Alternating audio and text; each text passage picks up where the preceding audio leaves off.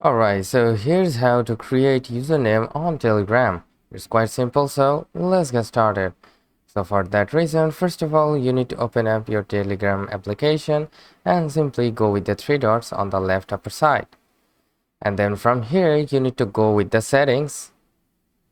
And now once you have done to here, you will probably see this username option under the account section. So simply tap on the username, and now you need to write down what you need to put on your username.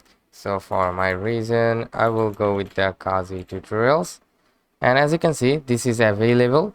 So if it is showing available, you can simply go and select this tick icon on the right upper side.